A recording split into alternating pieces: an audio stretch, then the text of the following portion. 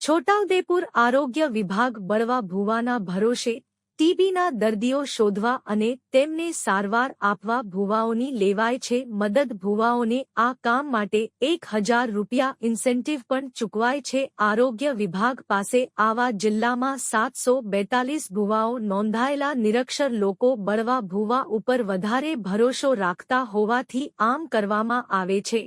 આરોગ્ય અધિકારી છોટાઉદેપુર જિલ્લાની અંદર જે બળવા ભુવાની કામગીરી કરતા હોય છે તો એવા વ્યક્તિઓની અમે એક વર્કશોપ કર્યો હતો। ટીબીના રોગ વિશે માહિતી આપવામાં આવી હતી અને ટીબીના રોગથી ગ્રસિત કોઈ વ્યક્તિ એમની પાસે આવતું હોય અથવા કોઈ દર્દીઓ આવતા હોય તો એવા લોકોને નજીકના આરોગ્ય કેન્દ્રમાં જો ટીબીના શંકાસ્પદ લક્ષણો હોય તો એ નજીકના આરોગ્ય કેન્દ્રમાં એમની ગળફાની તપાસ થાય અને એમની દવા કરવાની થાય તો એ દવા એ લોકો જો પોતે ગળાવવા માટે તૈયાર હોય તો એમને ડોટ પ્રોવાઈડર તરીકે પણ અમે વર્કશોપ કરીને સમજૂતી કરેલી છે, સમજ આપેલી છે અને એ લોકોનો વર્કશોપ કર્યા પછી ઘણીવાર એવા બળવા ભુવા પોતે પણ આ દવા ખાઈને સાજા થયેલા છે તો એમને પોતાને ખ્યાલ આવે છે કે ભાઈ ના એમને દવાથી સાજા ટીબીથી મુક્ત થઈ શકાય છે।